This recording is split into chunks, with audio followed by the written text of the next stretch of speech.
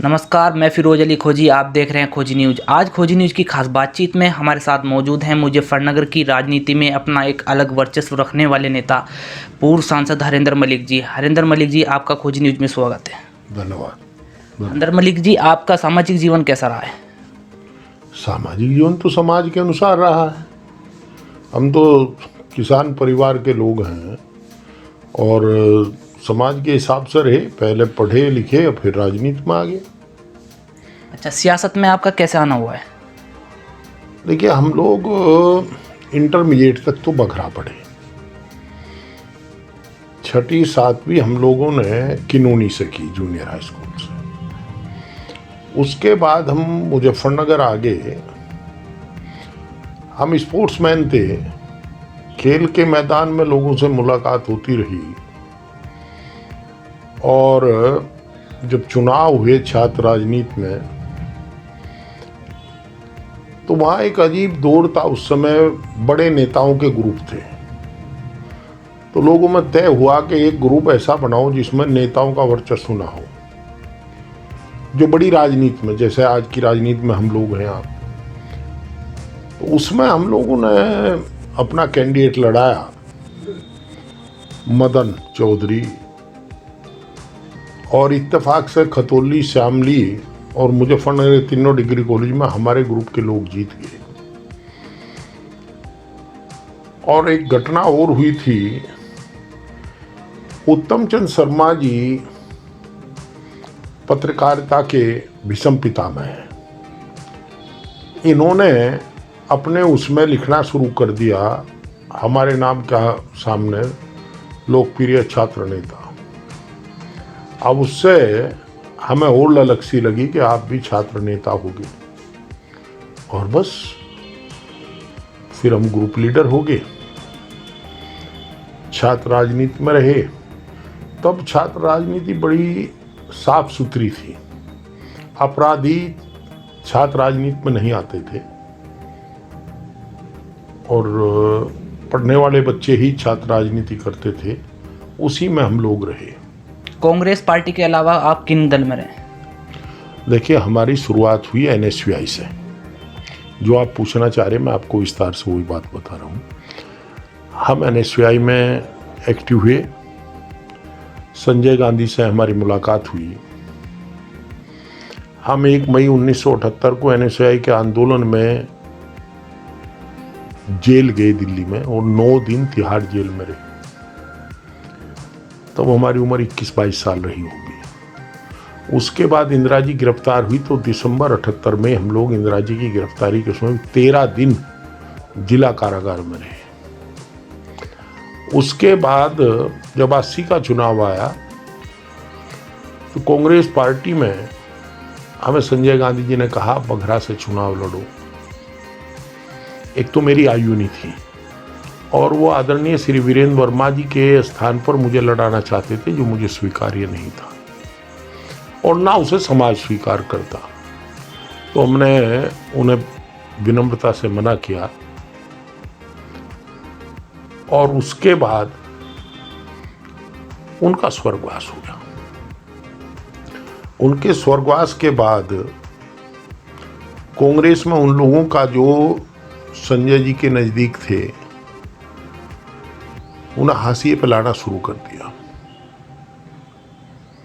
क्योंकि मेनका गांधी जी का और कांग्रेस नेतृत्व का रिश्ता अच्छा नहीं रहा था। हम लोग भी उसके शिकार हुए। 84 के पार्लियामेंट के चुनाव में हम लोग चौधरी चरण सिंह जी के संपर्क में आए। जब हम चौधरी साहब से पहली बार मिले, तो हमें लगा कि यह आदमी नेता नहीं है, ये तो विशुद्ध किसान है, समाज सुधारक है, और भगवान और इंसान के बीच अगर कोई चीज़ है तो वो है। उनसे प्रभावित होकर के हम लोग, और कांग्रेस से उपेक्षित होकर के, 84 में लोकदल ज्वाइन कर लिया। 85 में लोकदल से चुनाव लड़ लिए। पहले 82 में ब्लॉक प्रमुखी का चुनाव मैं लड़ा था, जिसमें मेरा नॉमिनेशन अंडर एज कह करके खारिज करा दिया था, पॉलिटिकल प्रेशर से खारिज करा था। मैं बीडीसी निर्वाचित हो गया था और बीडीसी होना प्रमुखी की एक न्यूनतम योग्यता थी। तो ऐसी स्थिति में हम 84 का चुनाव लड़े। चौथ साहब की पार्टी शायद उस समय दलित मजदूर किसान पार्टी थी और एमएलए जीत गए।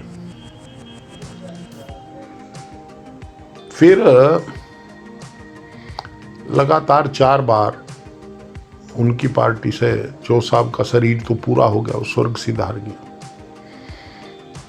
चौधरी अजीत सिंह जी ने पार्टी संभाली। हम लोग 4 बार लगातार चुनाव जीतते रहे। फिर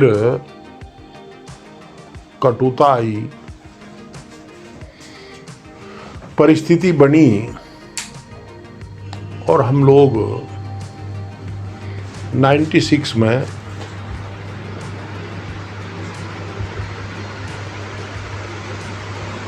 समाजवादी पार्टी में चले गए।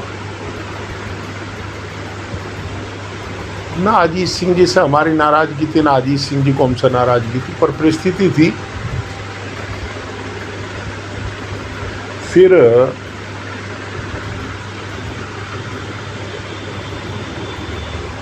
उसके बाद 2001 में चौधरी ओम प्रकाश चौटाला जी की इंडियन नेशनल लोकदल का यहाँ चुनाव लड़ने का श्री गणेश हुआ।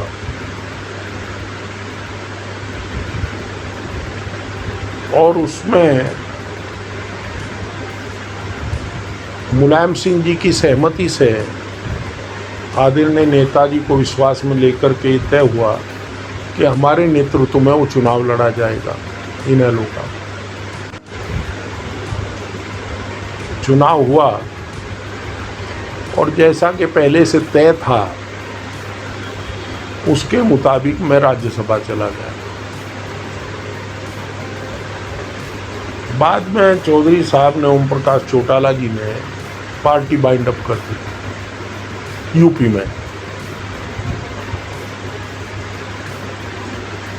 बड़ा मामला ये था कि जो वहाँ बीच के लोग थे वो बर्दाश्त नहीं कर सकते थे हरियाणा के बाहर का आदमी कोई यहाँ इनके करीब रहे। और 2004 के उपचुनाव में मेरा सुपुत्र पंकज मलिक, जो उस समय एलएलबी का छात्र था, वो उपचुनाव लड़ गया बघरे से एमएलए का। उसे वोट उतना ही मिला जितना मुझे मिलता था बघरा में। तो हमें लगा कि हमारी ज़मीन ऐसी की ऐसी है। चुनाव कांग्रेस से लड़ा था। बिना काउंटिंग के उसको घोषित कर दिया गया कि आप 15 मिनट के अंदर कि आप चुनाव हार गए और परमजीत सिंह जी चुनाव जीत गए। फिर उन्होंने 3 साल मेहनत की तो 2007 में वो 13 या 14 हज़ार से फिर चुनाव जीत गया, फिर 12 का जीत गया। तो इस प्रकार हम कांग्रेस में चले गए। मैं तो बहुत बाद में गया कांग्रेस में, पहले पंकज मलिक गया और तब से अब तक कांग्रेस में है, कांग्रेस में रह के काम करते हैं। अच्छा, आप कांग्रेस पार्टी में लंबे समय से रहकर कार्य कर रहे हैं, आपको उसमें क्या खूबी नज़र आती है जो अन्य पार्टी में नहीं है? ऐसा नहीं है। देखिए, पार्टी सभी एक तो जब पंकज मलिक वहाँ, पंकज मेरा सुपुत्र है, जब वो वहाँ एमएलए था तो मैं कहाँ रहता? ये तो नहीं चलता बाप कहीं बेटा कहीं। फिर वो 2012 में फिर जीत गया, अब वो संगठन में है और नेतृत्व का उस पर विश्वास है। तो ये समझ लीजिए कि 2004 के बाद से तो हम उसी के लिए राजनीति कर रहे हैं। अपनी कोई इच्छा नहीं ऐसी रहेगी। मैं 4 बार एमएलए रह लिया, 1 बार एमपी रह लिया और मुझे संतुष्टि है कि हमारे बेटे ने हमारा नाम गंदा नहीं किया, ऊंचाई किया है।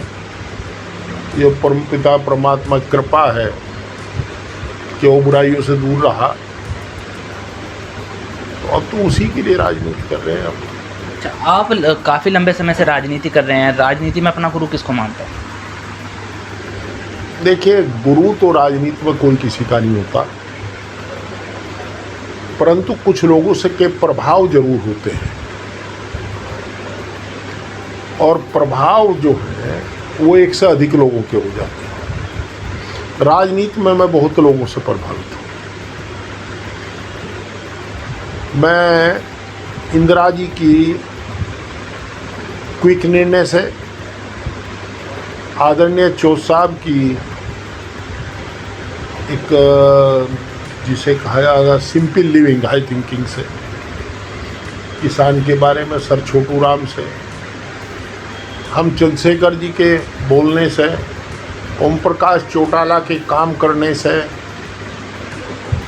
ये आदरणीय मुलायम सिंह जी के अपने लोगों के साथ खड़े होने से, आदरणीय वीरेंद्र वर्मा जी से साफ बोलना, ईमानदार रहना, ईमानदारी से काम करना, उससे बहुत से लोग ऐसे राजनीतिक जीवन में आए, मेरा सौभाग्य रहा जिनके संपर्क में हम लोग आए, वो किसी ना किसी फील्ड में अपनी विशेष योग्यता रखते थे।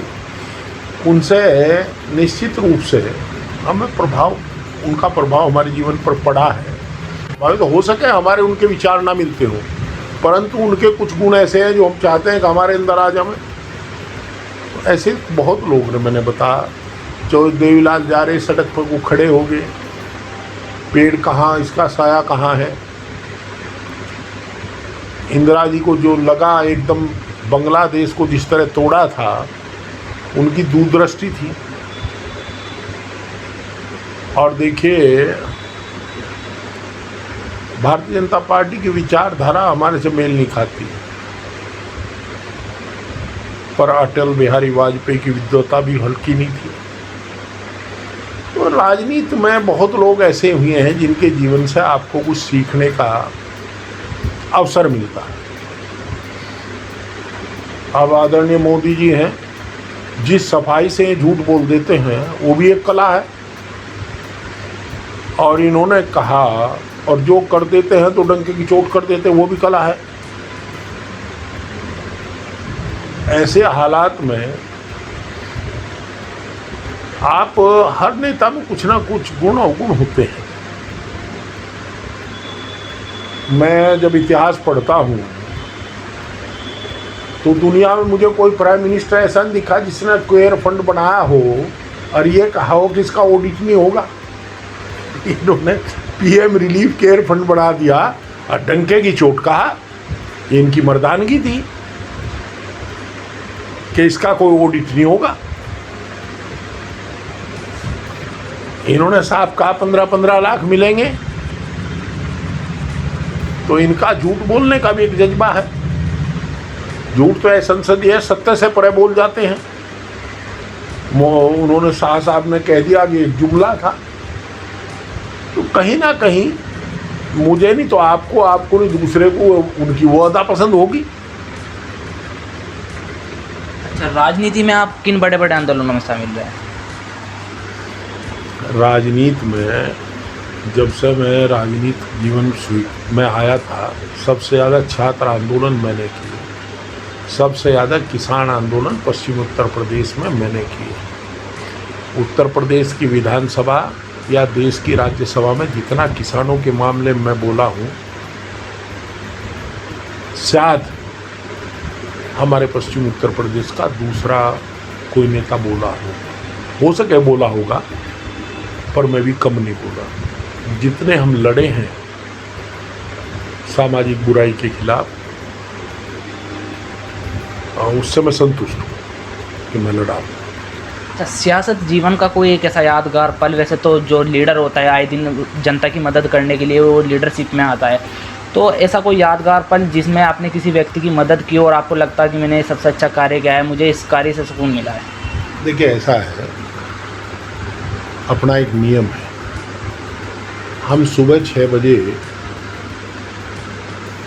फ़ोन तो कभी बंद नहीं करते 12 घंटे, ये 24 घंटे। सुबह 6 बजे पिकअप करना शुरू कर देते हैं। 7 बजे बाहर बैठ जाओ।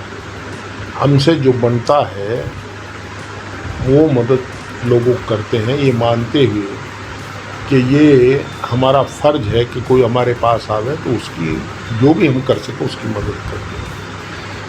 मदद क्या अधिकारी को बताना उसकी समस्या, मदद तो अधिकारी कराएं। और ये कहाँ तक गिनवाए तो रोज़ हो जाए एक आदमी ऐसा किस्सा, तो ये कोई गिनने के इसके कोई अकाउंट नहीं मेंटेन होता।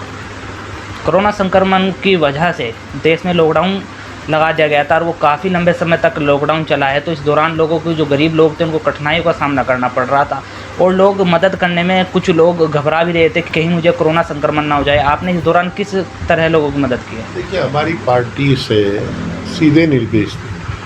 हमारे यहाँ सुनियोजित मदद हुई है। पार्टी ने रसोई भी चलवाई है, लोगों को कच्ची सामग्री भी दी है। किसी का कोई बीमार हुआ व्यक्तिगत रूप से तो हम लोगों ने उसकी मदद की, वह उसे अस्पताल भिजवा दो, उसे दिखवा लो। मैं तो खुद कोरोना पीड़ित हुआ, मेरी पत्नी कोरोना पीड़ित हुई, मेरा बेटा कोरोना पीड़ित हुआ। और जो भी हम लोग कर सकते थे अपनी तरफ से उसकी मदद की गई है। और मैं आपको एक बात और बड़ी विनम्रता के साथ बताना चाहता हूँ। मदद करने के बाद मैंने पहले कहा ना कि खाते मेंटेन नहीं किए जाते। अगर हम ये बताओगे मैंने उसे 1 किलो अनाज दिया था, उसे 2 रोटी खिलाई थी, तो मदद बेकार हो जाएगी। ये मदद दिल के जज्बे से की जाती है, प्रचार और प्रसार के लिए नहीं की जाती। मैं उसको प्रचारित नहीं करूँगा। अच्छा, सियासत में आप काफ़ी लंबे से कार्य कर रहे हैं, कभी आपको ऐसा लगा हो कि मुझे राजनीति छोड़ देनी चाहिए? कोई ऐसा इंसिडेंट आपके सामने आया हो? ना, ऐसा कभी नहीं लगा, क्योंकि राजनीति मेरा पेशा नहीं है, मेरा शौक़ है। जिस दिन मैं इसे पेशा बना लूँगा तो उस दिन उसके मैं लाभ हानि देखने लगूँगा। राजनीति लाभ हानि है ही नहीं। हम तो जो आ जा हमारे पास उसके लिए काम करते हैं, बात खत्म होगी। वो क्या नतीजा निकलता है। भारत सरकार द्वारा 3 कृषि बिल लाए गए हैं, तो इसे आप कैसे लेते हैं? देखिए, ये कृषि बिल जो है ये देश को गुलाम कर देंगे। ये किसान के विरोध में उतने नहीं है जितने प्रचारित किए जा रहे हैं। ये उपभोक्ता के विरोध में जाते हैं। किसान तो बर्बाद हो ही जाएगा, खेती, फसल और नस्ल ये तो बर्बाद हो जाएगी। पर जो आम उपभोक्ता है, जब अनाज ब्रांडेड हो जाएगा, जब आपकी खाद्य सामग्री पर ब्रांड के रैपर लग जाएंगे, तो उस दिन देखिए उपभोक्ता बर्बाद हो जाता है। आलू हम 10 रुपये का आलू जब खरीदते हैं, उसका चिप्स इतना बनता है जो 2000 का बिकता है। पहले हम छोटे थे, आपसे कम उम्र के, तो शहर में ठेलियों पर चिप्स बिकते थे और आलू से वो लगभग 2 या 3 गुना दाम पर होते थे। हम छोटे थे तो मक्की के चने के दाने भरभुजा भूनना आता था, और थोड़ा सा यूँ करके निकाल लेता उसमें से, और हम दाने खाते। अब वो पॉपकॉर्न हो गए और चने में मसाला लग के, और चना भी शायद 10 रुपये का 100 ग्राम दिखे, नहीं 100 नहीं 50 ग्राम है 10 रुपये। और दूसरा आप ये देखें, मॉल में जाइए, गन्ने का छोटे छोटे टुकड़े, जिसे हम गांव की भाषा में गंडीरी कहते हैं, वो 125 रुपये का है 100 ग्राम। आप गेहूँ आज 1800 रुपये है, 18 रुपये किलो। आटा ITC का आपको 42 रुपये किलो मिलेगा। इनका रामदेव जी का 40 रुपये या 37 रुपये है। राजधानी का, शक्ति भोग का, सारे जो ब्रांडेड आटे हैं वो सारे महंगे हो गए। इससे 2 नुकसान होंगे। एक तो उपभोक्ता लुटेगा, एक जो मेरे गांव में, मोहल्ले में, शहर के छोटा नौजवान जो रोजगार देखता था, वो चक्की लगा करके लोगों का अनाज पीस करके गुजर करता था, उसका रोजी बंद हो जाएगी। और हम शुद्ध भी नहीं खा पाने की। जो ये पैकिंग है प्लास्टिक के, निश्चित रूप से रिएक्शन इनके ये रिएक्ट करते हैं और उसमें केमिकल जाता है। तो ये ब्रांड बन कर के हम लोगों को, उपभोक्ता को और किसान को, दोनों को नुकसान है। ज़मीन किसान के हाथ से चली जाएगी और सरमाएदार हो जाएगा, हम लोग खत्म हो जाएंगे। अदानी ने सेव में बिजनेस किया था हिमाचल में। पहले साल इसने 1 रुपया महंगा, 50 पैसे महंगा खरीदा, अगले साल 1 रुपया, फिर 1.5-2 रुपये महंगा खरीदा। नतीजा ये होया कि 5 साल बाद वहाँ आड़ती खत्म हो गए, केवल अदानी रह गया, वहाँ किसान अदानी के भरोसे है। अब रेट डाउन कर दी इन्होंने, तो इनसे कैसा पूरा पाड़ेंगे। अब उसमें ये मध्य प्रदेश में अभी ये हुआ, कुछ लोगों ने कॉन्ट्रैक्ट फार्मिंग की, अपना खाद अपना बीज देने के बाद कह दिया तुम्हारे यहाँ क्वालिटी अच्छी नहीं है। कुछ लोग सोयाबीन खरीद करके और फ्रॉड करके चले गए चेक दे करके, उन्हें कहा तलाशेगा किसान। अच्छा, तो लगभग 3.5 माह से किसान आंदोलन कर रहा है देश की राजधानी में बैठकर, तो इस पर अभी कोई फैसला नहीं लिया गया है। इस मुद्दे पर आप क्या कहना चाहेंगे? देखिए, लोक राज लोक लाज से चलता है। जब देश के नेता को लोक लाज ना हो तो कोई ज़बरदस्ती नहीं कर सकता। संवेदनशील सरकार हो, सरकार को संवेदना होनी चाहिए। ये सोचना चाहिए कि प्रदेश के देश के जो नागरिक हैं, अगर वो बात उठा रहे हैं, अगर वो 100 की तादाद में भी उठा रहे हैं, सैकड़ों की, तो भी कुछ गंभीरता होगी। और यहाँ तो लाखों किसान वहाँ पड़ा रहा, और ये कभी उन्हें खालिस्तान, कभी पाकिस्तानी, कभी जाट, कभी नॉन जाट, कभी सिख बताते रहे। ये शर्मसार किया है पूरी दुनिया में। आज दूसरे देश की पार्लियामेंट में चर्चा होती है, हमारे देश की पार्लियामेंट में चर्चा नहीं हो पाती। देखिए, कहीं ना कहीं एक गांव की कहावत है, जिसकी उतर की लोई उसका क्या करेगा कोई। सरकार की लोई उतर चुकी है, अब इसका कोई कुछ नहीं कर सकता। इनकी संवेदनहीनता किसान को नहीं, इस देश को बर्बाद कर देगी।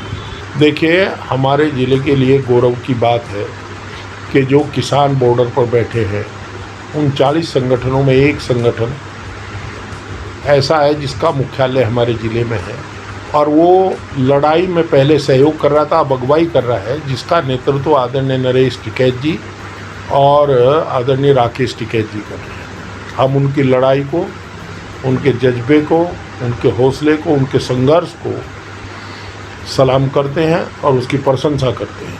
वास्तव में वो संघर्ष कर रहे हैं। अधिकांश दल राजनीतिक रोटियां सेकने के लिए कभी धर्म के नाम पर तो कभी जाति के नाम पर लोगों को बांटने का काम करते हैं, तो इस परिपाटी को आप कैसे ख़त्म किया जा सकता है? देखिए, ऐसा है, आप किसी के बेटे को ये कहो तू शराब छोड़ दे तो आपके पास नहीं आएगा, और आप बोले बेटा एक घूंट पी ले, वो आपके पास आएगा। सच्चाई तो ये है कि राजनीतिक दल धर्म के नाम पर जो काम करते हैं, उनकी कलई खुल चुकी। लोग अपने आप उनसे लगटेंगे, आप लोगों को ना बहका सकते, थोड़े दिन बहकेंगे, फिर सच्चाई पता लग जाएगी। देश और प्रदेश में भाजपा की सरकार है, तो सरकार ने जो वादे किए थे, क्या उन पर वह खरा उतर पाई है? हाँ, इन्होंने कहा था सबका साथ सबका विनाश, सबका विनाश हो रहा है, खरे उतरे हैं। आपके रोजगार चले गए, आप अपने देश में प्रवासी बन गए, और आज व्यापारी भी त्रस्त है, नौजवान भी त्रस्त है, किसान भी त्रस्त है। आप ये समझ कर के चलिए कि आप डीजल क्या भाव खरीद रहे हैं, पेट्रोल क्या भाव खरीद रहे हैं, कितना टैक्स आपने लगा दिया। गैस का सिलेंडर जब 300 रुपये हुआ तो ये रुका उतारते थे, आज आप 850 840 का ऐसा है, 840 रुपये का सिलेंडर। तो हर चीज़ पे इन्होंने दाम बढ़ा दिए, किसान की बिजली का दाम बढ़ा दिया, खाद का दाम बढ़ा दिया। तो ये तो लगे हैं सबका विनाश करने पे लगे हैं, इसमें क्या दिक्कत है। हम समझ गए कि सबका साथ सबका विकास कह रहे हैं, सत्यता ये थी कि ये कह रहे थे सबका हाथ और सबका विनाश। तो कर रहे हैं, उस बात को तो वादा पूरा कर रहे हैं। सूबे में अपराध बढ़ रहा है, उसमें अपराध को ख़त्म करने में सरकार ने कामयाबी हासिल की है। देखिए, जब जिस सरकार ने पुलिस का राजनीतिक इस्तेमाल किया है, तब उस प्रदेश में कानून व्यवस्था खराब हुई है। यहाँ पुलिस का राजनीतिकरण किया गया है, पुलिस से राजनीतिक लाभ पहुँचाया गया है। एक मुहिम चला करके एक एक विशेष तबके के नौजवानों को पकड़ करके उनके घुटनों में गोली मारना, पुलिस की बाह में गोली मारना, और उससे जब आप इनका राजनीतिक इस्तेमाल करते हैं तो इनके हौसले इतने बढ़े कि सुबोध सिंह जैसा इंस्पेक्टर को अपने प्राणों का बलिदान देना पड़ा कानून की रक्षा करते हुए बुलंदशहर में। वो शहीद हो गया। और ये पत्रकार, गाजियाबाद में एक पत्रकार को अपने प्राण न्योछावर करने पड़े। तो पुलिस का राजनीतिकरण नहीं रहना चाहिए, और तब जा कर के पुलिस ये रहेगी। मुझे तो आज ताज्जुब हुआ, मुझे पता लगा कि मेरे ही शहर में चंद्रा टाकीज के पास वो नशे का कोई पदार्थ होता है जो दिल्ली और देहरादून में बिकता था। पिछले 4 साल से किसी अधिकारी के संरक्षण में यहाँ बेचा जाने लगा, और बता रहे 60 लाख का पकड़ा गया, 80 लाख का पकड़ा गया। इतना बड़ा काम मगर मुजफ्फरनगर जैसे छोटे शहर में हो रहा, क्या कहते हैं उसे, वो नशे का स्मैक बता, तो वो बिक रहा है। अगर मुजफ्फरनगर जैसे छोटे शहर में ऐसा हाल है, नौजवान बर्बाद हो रहा है, तो अगली पीढ़ी बिगड़ रही है। कारण ये है कि पहले जो 10 साल थानेदार रह रहे था उस पर कार हुआ करती थी, अब तो भाई बुरा हाल है। हम तो ये चाहते हैं कि मुजफ्फरनगर में पिछले 10 साल में सभी राजनीतिक, सामाजिक संगठनों के पदाधिकारियों को, हमारे जैसे पॉलिटिकल लोगों की, और जो पिछले 10 साल में यहाँ tehsildar, SDM, ADM, DM, inspector, CO, additional और एसएसपी जो आप पोस्टेड रहे हैं, आबकारी के लोग हो, स्टाम्प के लोग हों, उन सब की जांच करानी चाहिए। उनकी संपत्ति की पता लग जाएगा। देश में बेरोजगारी की समस्या सुरसा के मुंह की तरह बढ़ती जा रही है, तो इस समस्या को कैसे खत्म किया जा सकता है? देखिए, मैंने कहा ना, जब सरकार संवेदनशील होती है तो जनता के हिसाब से पॉलिसी बनाती है। आज सरकार का कमिटमेंट जनता के प्रति नहीं है। सरकार कमिटेड है उद्योगपतियों के लिए, तो आज तो ये रोजगार छीन रहे हैं, रोजगार दे नहीं रहे। सरकार संवेदनहीन है, बेरोजगारी बढ़ेगी। आगामी विधानसभा 2022 चुनाव नजदीक है, क्या आप चुनाव लड़ेंगे? देखिए, ये तो पॉलिटिकल फैसले हैं, जो पार्टी फैसला करेगी उसमें मैं फैसला नहीं करूँगा। नहीं, अगर आपको टिकट दिया जाता है तो आप लड़ेंगे? मैंने कहा ना, पार्टी फैसला करेगी, मैं फैसला नहीं करूँगा। तो जो देश में महंगाई बढ़ती जा रही है, पेट्रोल डीजल के दाम, गैस सिलेंडर के दाम, इस पर आप क्या कहेंगे? मैं तो कह ही रहा हूँ, ये केवल अंबानी को लाभ पहुँचाने के लिए डीजल और पेट्रोल के दाम बढ़ाए जाते हैं। आपको याद होगा, पहले रिलायंस के पेट्रोल पंप, रुइया के एसआर पेट्रोल पंप बंद हो गए थे, और जब से मोदी जी की सरकार आई है तब से पेट्रोल पंप धड़ल्ले चल रहे हैं, क्योंकि रेट इतने बढ़ा दिए। वो चांदी लूट रहे हैं, चांदी काट रहे हैं, उपभोक्ता मर रहा है। अब तो 100 के पार हो गया। देश में निजीकरण बढ़ता जा रहा है, तो इस पर आप क्या कहेंगे? मैंने बताया ना, देखिए, डेमोक्रेसी में कहा जाता है government of the people, government for the people और गवर्नमेंट बाय द पीपल। जनता द्वारा, जनता के लिए, जनता की सरकार, वो जनहित की पॉलिसीज बनाती है।